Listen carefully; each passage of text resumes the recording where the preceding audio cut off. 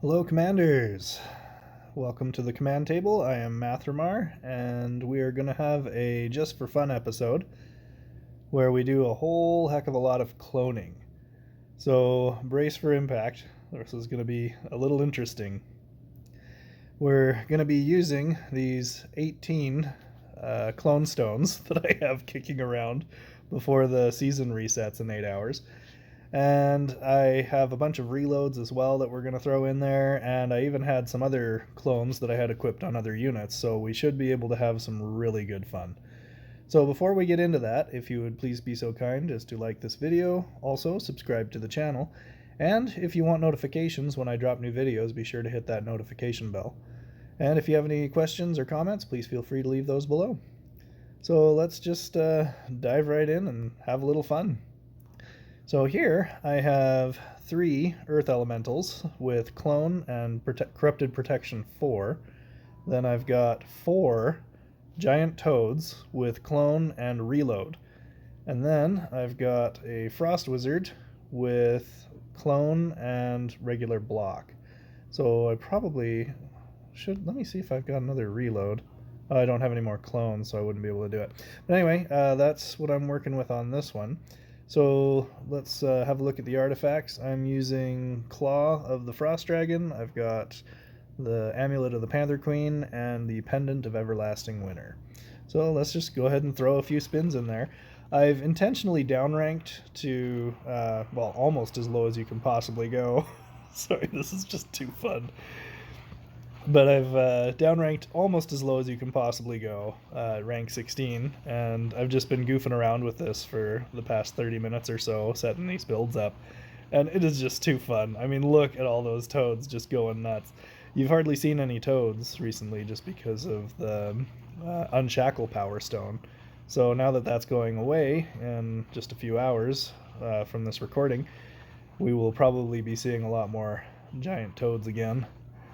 But it's just too fun seeing all those toads just hopping all over the place. And, the reason I put that one in the back was to counter any assassins that would pop up, because the toads bounce and then they land on the assassins, which reveals them.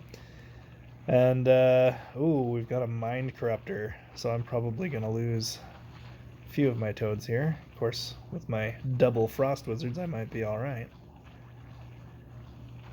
Yeah, the Earth Elementals, just having so many of them, they're just kind of pushing the line in with their knockback. Oh, this is just too fun. And I realize that I'm just, it's like a heavyweight coming down to a lower weight class to fight. It's not the fairest in the world, but we're just here to have some fun and to blow some things up.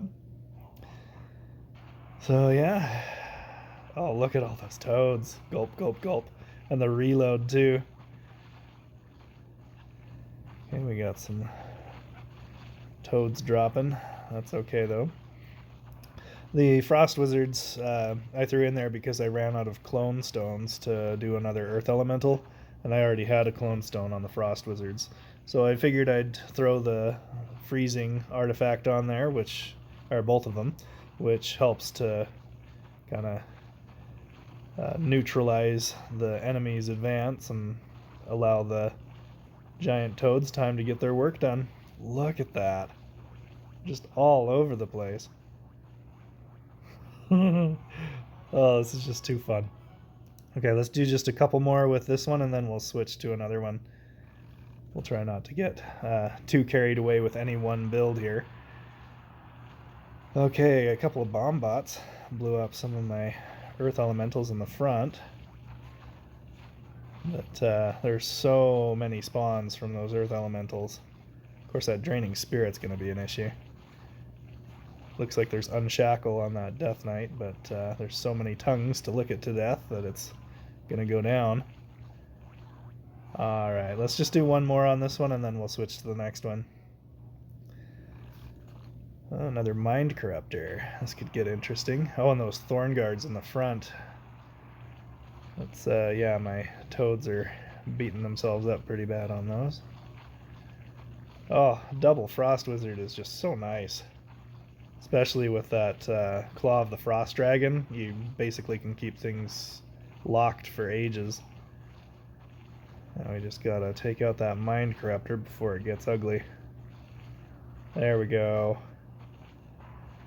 Right on. Okay, so that was 3 Earth Elementals and 4 Giant Toads and a Frost Wizard with Clone.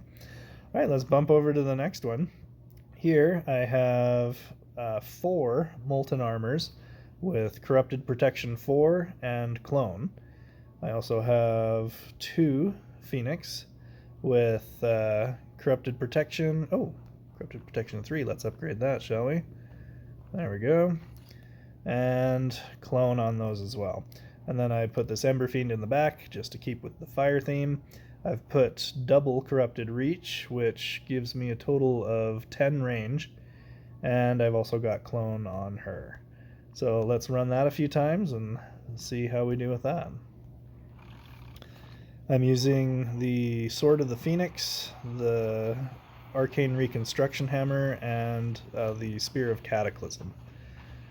Okay, there goes my Emberfiends. Oh, maybe. Oh, wow. Pulled that one off. That was handy.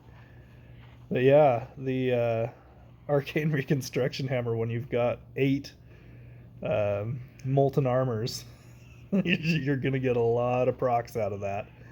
And that's going to spread a lot of fire around. The super nice thing, we'll just take a peek at this real quick. The Sword of the Phoenix, it does, well, it boosts the percentage-based damage. So per tick, it's doing an extra 5% damage above what it already does, and I have no clue what that is, but it seems fairly substantial. Not to mention the decreased resistance and the additional burn when applied. So it's a death sentence. Anytime you hit something with your fire that doesn't have any built-in immunity, they're gonna die. Oh, here comes some assassins. There goes my Emberfiends. But yeah, just look at that. Just mowing things down, spreading that fire around. Yeah. The Molten Armors do a fantastic job of holding the line and allowing the Phoenixes to do their work. Sometimes it takes a little while to grind through these. I depend on the burn to do the damage and focus my power stones on protection to keep everything alive. Not that I should be too terribly concerned about it, because I am at a much lower rank right now. But yeah, again, this is just for fun. We're not trying to call anybody out or throw a smackdown or anything, because this is clearly an unfair fight. It's more just to burn through a bunch of power stones that I had sitting in my inventory and had no plans of using, didn't want them to go to waste, and I thought, hey, let's just have some fun. Let's get a ton of the clone specific units in there. And maybe this is a good time to go over clone, just in case somebody's watching this in the future and the clone power stone's about to be released again for a season or for an era. That there's certain units that you want to use clone on and certain units that you don't. So while this is running, we'll just kind of discuss that a little bit, but I just wanted to peek at the clone power stone really fast. Okay, at the start of the battle, 1 extra unit is added to this group. So when you think about that, you're going to be adding 1 unit to the group. You're not doubling the group. Okay, so again, for future reference for everybody, do not spend a clone stone on a unit that has 2 or more units in it. It's just not worth it, because as this next part stipulates, all units in this group have a 50% reduction to their attack potency and max health. So yeah, you may be adding 1 extra unit, but every single unit, including the clone, is getting a 50% reduction in health and attack potency. So you only want to use it on units that have 1 unit in them, like Emberfiends, Phoenixes, and Molten Armors, Giant Toads, those kinds of things.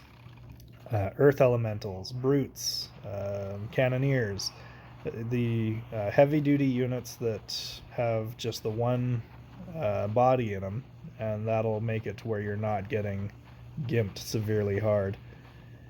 So yeah, just burning through these. We'll do a couple more with these Molten Armor, Phoenix, and Emberfiend, and then we'll move on to our third build. Alright, this guy has Bulwark of the Dragon Slayer, so let's see if that causes us any problems. Looks like a few of my dudes have died already, but fortunately those Phoenix will keep coming back. And we're counting on that Arcane Reconstruction Hammer. There we go. We got a couple procs there. Alright, now we're starting to thin out. We might actually lose. Yep, we went down. How about that? All of my dreams just crushed in a moment. Oh, what the heck? Okay, let's not let that one count. That one doesn't count. Alright. Let's just call this the last one for the Molten Armor Phoenix Emberfiend group. And then we'll move on to our last group and have some fun there. Alright, Emberfiend's getting jacked by the Risen Warriors. Got that the Molten Armors on the bottom going after that Arcane Archer. Just taking a beating, holy smokes. Of course, their basic physical attack has been severely nerfed by the powerstone.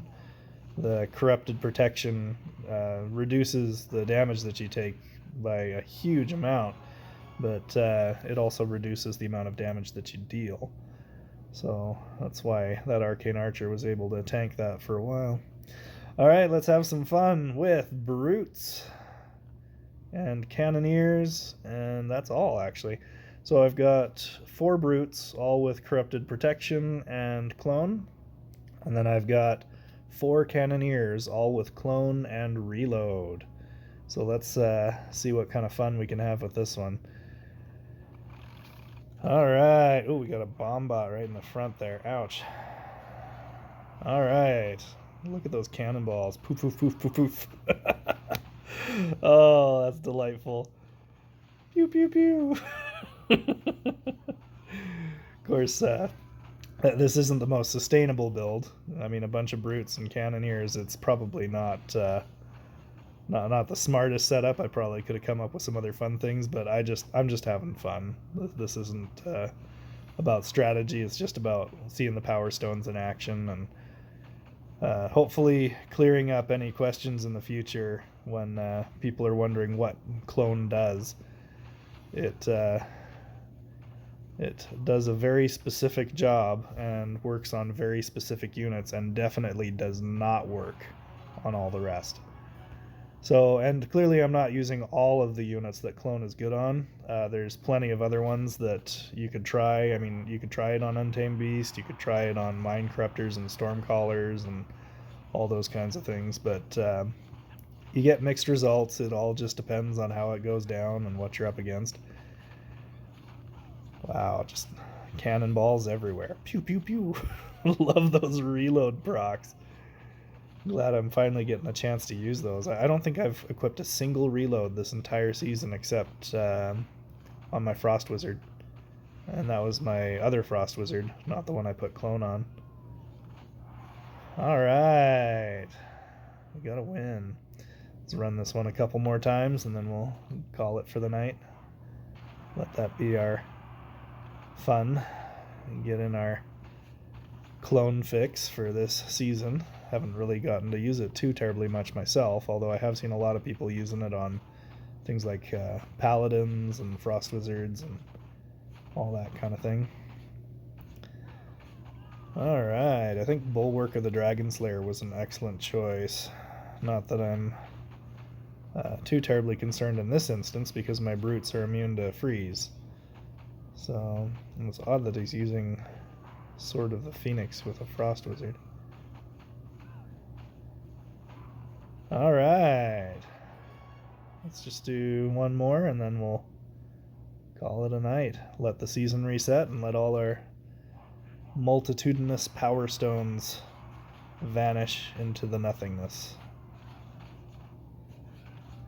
Look at that, all those cannonballs. Things just flying everywhere. Those warhounds are having a rough time.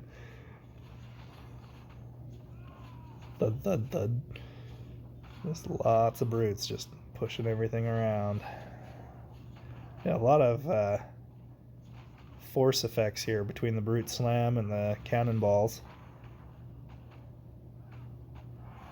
Alright, so there it is. That's the clone Power Stone in action on a lot of the units that it's ideal for. Thank you for watching. We're gonna go ahead and call it here. So again, please do like and subscribe, and check out the commandtable.com, where we have tutorials, we have raid strats, we even have ranked play, and we have, coming soon, merchandise and a comic strip, so stay tuned for that. Thank you for watching, and we'll have more content for you soon.